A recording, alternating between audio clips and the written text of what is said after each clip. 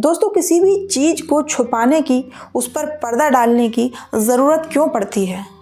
जब वो चीज़ अवांछनीय हो, जब कोई व्यक्ति अश्लील हरकत करता है, व्यभिचार करता है, तो वो ये सबके सामने नहीं करता। ये काम होते तो पर्दे के पीछे ही हैं।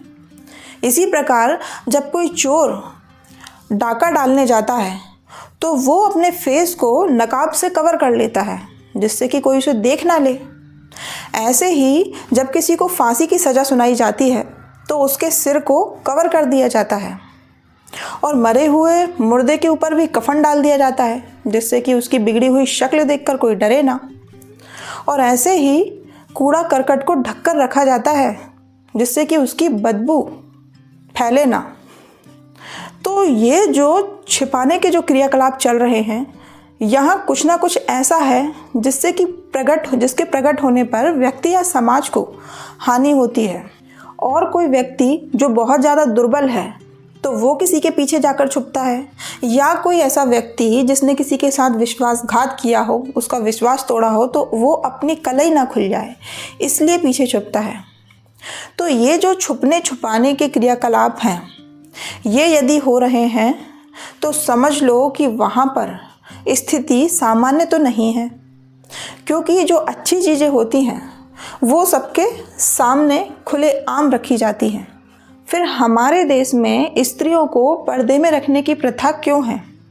यदि इसके पीछे के संभावित कारणों को समझा जाए तो पहला संभावित कारण है कि पुरुष वर्ग की कामुकता इतनी बढ़ गई है कि स्त्रियों ने खुद ही अपने आप को पर्दे में ढक लिया है। और दूसरा संभावित कारण ये हो सकता है कि सारी नारी जाति ने अपनी चरित्र निष्ठा को खो दिया है और वो बेचारे पुरुषों को दूषित करने वाली दृष्टि से ना देख लें, इसलिए उन बेचारियों को पर्दे में रख दिया। ये दो कारण के अलावा और क्या कारण हो सकता है कि स्त्रियों को पर्दे में रखा गया? देखिए, पर्दे का बंधन दुराचार रोकता है, यह सोचना ही गलत है। यहाँ हमारी सोच ही गलत हो जाती है, क्योंकि गहराई से यदि समझा जाए तो जिन देशों में या जातियों में पर्दे का बंधन है तो वहाँ पर दुराचार बढ़ा चढ़ा देखने को मिलता है और आमतौर पर ऐसे लोग ही परिवार की पवित्रता का उल्लंघन करते हुए देखे जाते हैं। एक पॉकेट मार भरी भीड़ में भी पॉकेट मार ले जाता है, माल चुरा ले जाता है। तो ये सोच गलत है कि पर्दे का बंधन लगा देने से दुराचार रोका जा सकता है। एक सभ्य और शालीन परिवार में माता पिता, भाई बहन और हम उम्र के बच्चे, अभिभावक सभी मिलजुल कर आपस में सद्भावनापूर्वक रहते हैं। शालीनता से रहते हुए उन्हें एक दूसरे के साथ रहने में कोई कठिनाई नहीं होती है। इस पर भी यदि कोई पुरुष किसी स्त्री को पर्दे में रखने की प्रथा का समर्थन करते हैं तो ऐसे पुरुषों को घूंघट ओढ़कर और बुर्का पहनकर इनके ऊपर ये पर्दा प्रथा चलाने पर जोर दिया जाना चाहिए, क्योंकि पुरुष वर्ग ही है जो कि घर के बाहर रहता है, ज़्यादातर स्वच्छंद घूमता है और इनके पतित होने के चांस ज़्यादा होते हैं। इसलिए ये प्रथा महिला की अपेक्षा पुरुषों के ऊपर चलाना चाहिए। भारत की स्त्रियों में जो कायरता, निर्बलता और भीरुता की कमजोरियां हैं वो इसी पर्दा प्रथा के कारण हैं। इसी पर्दा प्रथा के कारण उन्हें घर की चार दीवारियों में रहना पड़ता है और ऐसी महिलाओं के साथ रहना होता है जो कि खुद रूढ़िवादी, अंधविश्वासी हैं और इनकी अपनी विचारशीलता की कोई पूंजी तो है ही नहीं। इनके साथ जब वो महिला समय बिताएगी जहाँ पर उसके विचार मेल ही नहीं खा रहे हैं, तो वो एकाकी रहते हुए मस्त की क्षमता कितनी भी रखे, अनुभवहीन ही रहेगी और पग पग पर ठोकर ही खाएगी। तो इस पर्दा प्रथा के कारण एक महिला आत्महीनता की शिकार होती है और उसके आत्मविश्वास पर बहुत ही गहरा प्रहार होता है। मैं खुद व्यक्तिगत तौर पर पर्दा प्रथा का सामना कर चुकी हूँ। मेरे जैसी महिला यदि मेरी कोई 2 हड्डी तोड़े तो मैं सामने वाले की 4 हड्डी तोड़े बिना तो उसे छोड़ूँ ना। जब मेरे जैसी महिला को ये कहा जाता है कि फलाना आ रहा है, अंदर चले जाओ, ढिकाना आ रहा है, घूंघट कर लो। तो ये सब आपके सेल्फ कॉन्फिडेंस को किस तरीके से नीचे गिरा देते हैं वो मैं अच्छे तरीके से जानती हूँ। पर्दा प्रथा एक स्त्री को मानसिक रूप से ही नहीं, शारीरिक रूप से भी कमज़ोर बनाता है। जिन घरों में पर्दा प्रथा का प्रचलन है उस घर की स्त्रियां किसी न किसी रूप से वो स्वास्थ्य की परेशानी से घिरी हुई ही रहती हैं। हमारे यहाँ पर्दा प्रथा को सम्मान देने से जोड़ दिया गया है। अब ये बताइए कि एक स्त्री के लिए सबसे ज़्यादा सम्माननीय कौन होता है? उसके अपने माता पिता। तो उन माता पिता का तो वो पर्दा नहीं करती है, पर ससुराल के तुच्छ से तुच्छ व्यक्ति का भी उसे पर्दा करना होता है। तो ये मान्यता तो एकदम अनुचित है कि सम्मान के लिए पर्दा किया जाए। शिष्टाचार के सम्मान देने के और भी कई तरीके होते हैं।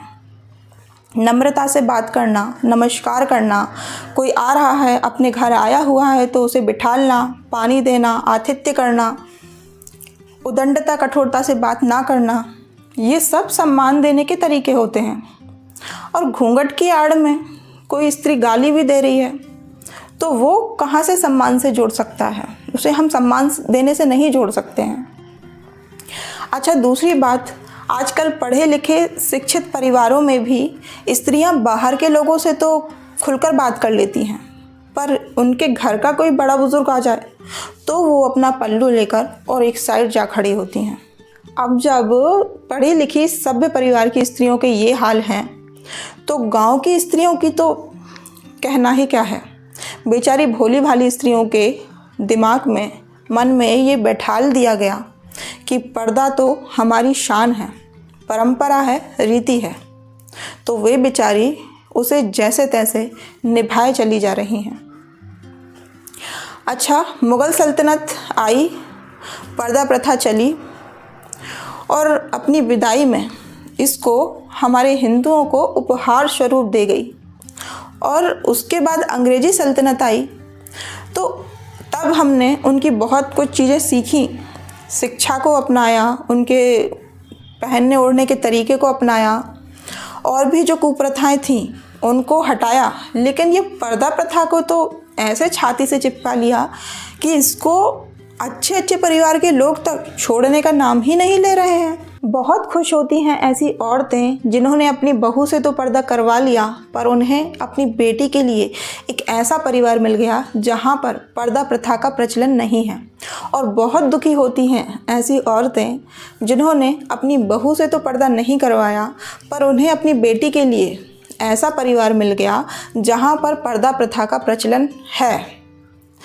तो देखिए, बदलना तो सबको है, समय के साथ ये चीज़ें ख़त्म होनी ही हैं, तो क्यों ना उसकी शुरुआत हमारे घर से हो। और अपना सुधार ही तो संसार की सबसे बड़ी सेवा है। पर समय रहते बात इतनी ही है कि समय रहते आप इन कुप्रथाओं को बदल दें और सुधर जाएं, तो मनों में कम से कम गांठें तो नहीं पड़ेंगी। और सार्वजनिक स्थानों पर एक कुरूप स्त्री भी यदि पर्दा किए हुए है तो 10 निगाहें उसे देखने के लिए उठ जाती हैं, पर एक सुंदर स्त्री भी यदि बिना पर्दा किए हुए है तो उसके सामने कोई आंख उठाकर देखने का साहस नहीं कर सकता है। तो दोस्तों, पर्दा प्रथा कहीं से कहीं तक उचित नहीं है। हमारे रामायण महाभारत काल में भी इनका कहीं भी विवरण नहीं मिलता है। तो इसे अपने घर से जितने जल्दी हो सके उतना ख़त्म करें, क्योंकि इससे हानि ही हानि है, लाभ तो कुछ भी नहीं है। इसलिए कहना तो बहुत कुछ है, पर इस वीडियो को यहीं ख़त्म करते हैं। आपको यह वीडियो कैसा लगा मुझे कमेंट कर ज़रूर बताएं और मेरे चैनल को लाइक करें, सब्सक्राइब करें एंड शेयर करें। धन्यवाद।